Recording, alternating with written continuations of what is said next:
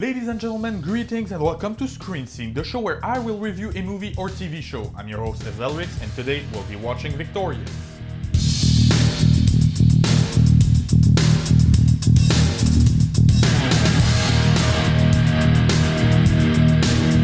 I think you might have gotten the point by now. In the eternal war between Nickelodeon and Cartoon Network, even though I worship Billy and Mandy, Rick and Morty and other pieces of wonders like Teen Titans, I'm really more of a Nickelodeon guy. And really, can you blame me? Between Avatar: The Last Airbender, Danny Phantom and Fairly Odd Parents, I had a beast of a childhood. But everyone knows that Nickelodeon was also about sitcoms, and since we've already talked about iCarly, it's time to attack its sister and frankly, kind of better counterpart, Victorious. So the first episode opens on our main character, Tori Vega, played by Victoria Justice, doing a science homework.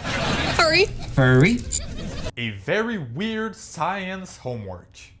By the way, did you get the joke? Her name is Tori, the name of the show is Victorious, she's played by Victoria Justice. Yeah, this show is as subtle as a grave robber tried to dig through the Great Pyramid of Chaos with a jackhammer. And then we meet Tori's older sister, Trina.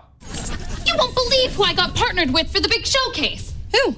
Andrew Harris, a 10th grader! Honestly, I've always hated Trina, but I think that's kind of the point. She's that kind of character that needs to be hated by the audience for the purpose of the show. And honestly, she's wonderful at it.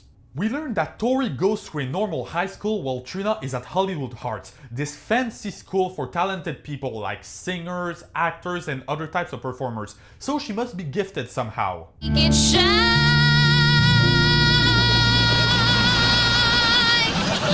Okay.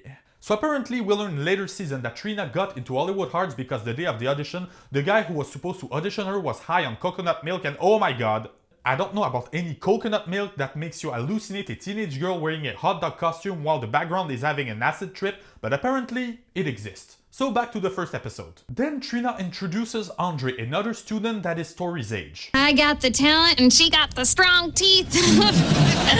You know, she's never had one cavity. I try not to brag about it. I would brag about never having cavities, that's like Wolverine level of healing factor. For a few days they rehearse for their song, we learn that Trina is totally crazy, and we enter the show, the big showcase of Hollywood Arts. Unfortunately, Trina took some Chinese herb that were supposed to make her sing better, and she had an allergic reaction that doubled the size of her tongue. My god, it's huge! The amount of magic Chinese herb needed to fix Trina's voice can be grown between the dawn of humanity and today. You know it, I know it. Apparently, Tori knows the entire choreography by heart and she can sing the entire song, so she's asked to cover for Trina. At first she doesn't want to, but Andre is a pretty convincing guy.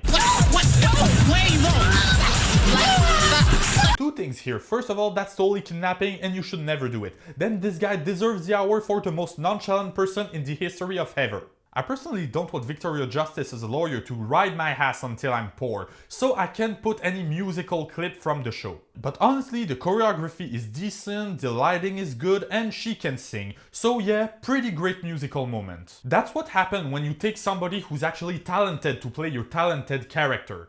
So of course, after this amazing performance, Tori is asked to join Hollywood Arts and she accepts. Then we cut to Tori's first day at the new school and we meet another main character, Kat, played by Ariana Grande. Oh my god, you're Tori, right? Uh-huh. You were so awesome in the big showcase. It's a secret for no one, Ariana Grande is a talented singer, but whether it is today or back then, I still can't decide if her acting is terrible or brilliant. Kat is that character in the gang that is like a little pet. She's all cute and cuddly until she has that big bursting moment of emotion, and it proves that Ariana Grande can act, but most of the time she seems totally devoid of interest and acting capabilities.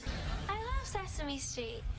That might be a directing problem because honestly, most of the time I was sure Kat was high on coconut milk. Look at that, this is episode 1. My name's Kat. Oh, like the animal. What's that supposed to mean? Pretty great, but what about another episode totally picked at random? Wait, did you just say you wanted a face full of trumpet? What do you mean, face full of... Yeah, something changed and I don't know why or what, but definitely it was better before. After that we meet Robbie, the nerd of the show, and you're not ready for Robbie. When you think about good fiction nerds, you think Steve Smith, Peter Parker, or even to stick with Nickelodeon, Danny Fenton. But Robbie cranks it up to 11. He's being bullied by his own puppet. Him? Be cool?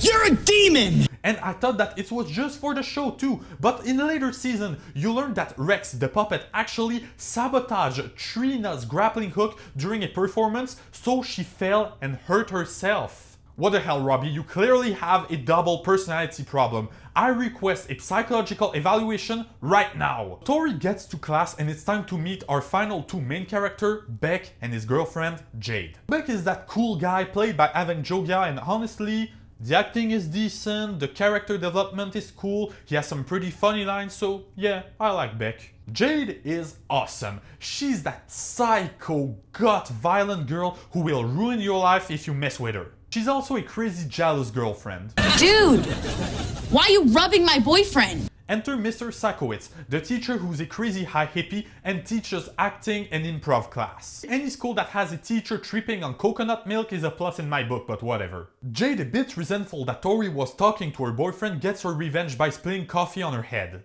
Obviously, it's a preteen sitcom, so Tori has this big moment when she thinks she's not good enough for the school that lasts a good old 3 seconds, and she comes back the next day. Sakowitz really wants everybody back in class. And you really wanted a date to the prom last year, but you didn't get one, did you?